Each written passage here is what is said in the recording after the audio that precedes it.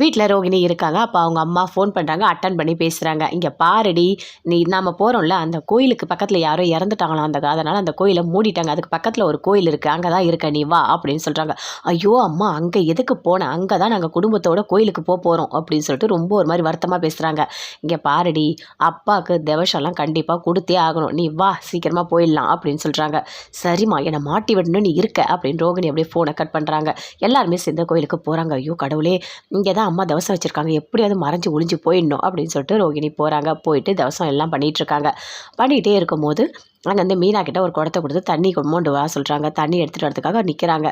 நிற்கும் போது அப்படியே ரோகிணியை பார்க்குறாங்க. பார்த்தோன்னே எல்லா உண்மையும் தெரிஞ்சுக்கிறாங்க. இவ தான் என் பொண்ணு ரோகிணி, இவரோட அப்பா தான் இறந்துட்டாரு, இவளோட பையன் தான் கிறிஷ், எல்லாமே சொல்கிறாங்க. அதை கேட்டோடனே மீனா அப்படியே நிற்கிறாங்க. ரோகிணியும் வராங்க. வந்தோடனே தவளையிலே 2 விடுறாங்க. அப்படியே கீழே விழுந்துறாங்க. விழுந்துட்டோடனே எழுந்து சொல்கிறாங்க, என்னை மன்னிச்சிடு, தயவு செய்து என்னை மன்னிச்சிடு, யார்கிட்டையும் எதுவுமே சொல்லிடாத, தயவு செய்து எதுவுமே சொல்லிடாத அப்படின்னு சொல்லிட்டு மீனாவோட காலை பிடிச்சிட்டு அப்படியே பயங்கரமாக தேம்பி அழறாங்க. அப்படியே கால் எப்படி தள்ளி விடுறாங்க. ஏய், உனக்கு அறிவு இருக்கா இல்லையா? நீலாம் ஒரு நல்ல ஒரு பொண்ணா, அதுவும் ஒரு குடும்பத்தையும் சேர்த்து பிளான் பண்ணி ஏமாற்றிருக்க, அதுவும் மனோஜை ஏமாற்றிருக்க. நான் அந்த வீட்டோட மருமக, கண்டிப்பாக நடந்த எல்லாத்தையுமே நான் போய் சொல்ல தான் போகிறேன் அப்படின்னு மீனா சொல்கிறாங்க. மீனா ப்ளீஸ் மீனா புரிஞ்சுக்கோங்க அப்படின்னு சொல்லிட்டு ரோகிணி சொல்கிறாங்க.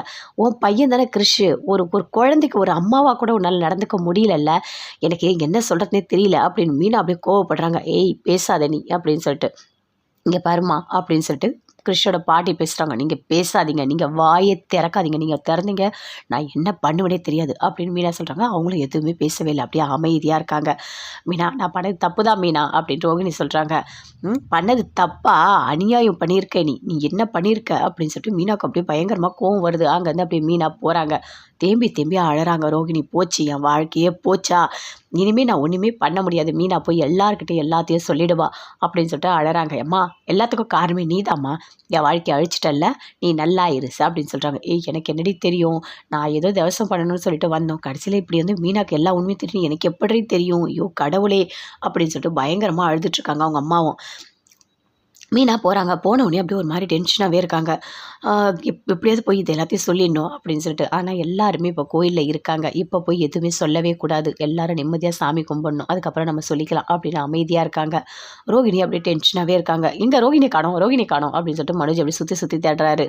அப்படியே மீனா அமைதியாக இருக்காங்க. ஏய் மீனா, என்ன ஒரு மாதிரி இருக்க நீ, தண்ணி எங்க அப்படின்னு கேட்குறாரு. அதுவாங்க, இருங்க அதை எடுத்துகிட்டு வரேன் அப்படின்னு போயிட்டு தண்ணி எடுத்துகிட்டு வராங்க. என்ன மீனா ஒரு மாதிரி இருக்க, நீ கோயிலுக்கு வர வரைக்கும் நல்லா தானே இருந்த, என்ன உன்னோட ஃபேஸ் ரியாக்ஷன் எல்லாம் மாறி இருக்கு அப்படின்னு சொல்லிட்டு முத்து சொல்கிறாரு. அதுவாங்க, ஒன்றும் இல்லைங்க அப்படின்னு சொல்கிறாங்க. நீ சொல்லு மீனா, ஏதாவது பிரச்சனையா என்ன அப்படின்னு முத்து கேட்குறாரு. இல்லைங்க, அதெல்லாம் ஒன்றும் இல்லை அப்படின்னு சொல்கிறாங்க. சரி வா சாமி கும்பிடலாம் அப்படின்னு சொல்லிட்டு எல்லாருமே போய்ட்டு சாமி கும்பிடுறாங்க. மனோஜ் வந்து எங்கே இருக்கா ரோகிணி அப்படின்னு சொல்லிட்டு சுற்றி கோயிலில் தேடிட்டுருக்காரு. எல்லாருமே சாமியெல்லாம் கும்பிடுறாங்க. கும்பிடும்போது மீனா யோசிக்கிறாங்க, எதுக்காக இந்த ரோகிணி இப்படி ஒரு பொய் சொன்னா, ஒரு குடும்பத்தையும் நம்ப வச்சு கழுத்தறுத்திருக்கா, ஏமாத்திருக்கா, அதுவும் கிறிஷ்னு ஒரு பையன் இருக்கா, இன்னொரு கல்யாணம், ஐயோ அப்பாப்பாப்பா, இவ்வளோ போய் யாராலுமே சொல்லவே முடியாது அப்படின்னு சொல்லிட்டு அப்படி மனசுக்குள்ளேயே நினச்சிட்ருக்காங்க. இங்கே பாருங்கள், இது ரொம்ப சக்தி வாய்ந்த தெய்வம், எல்லாரும் வேண்டுதல் வச்சுக்கோங்க அப்படின்னு சொல்லிட்டு பாட்டி சொல்கிறாங்க. எல்லாருமே சேர்ந்து சாமி கும்பிட்டுட்ருக்காங்க, ஸ்ருதி எல்லாருமே.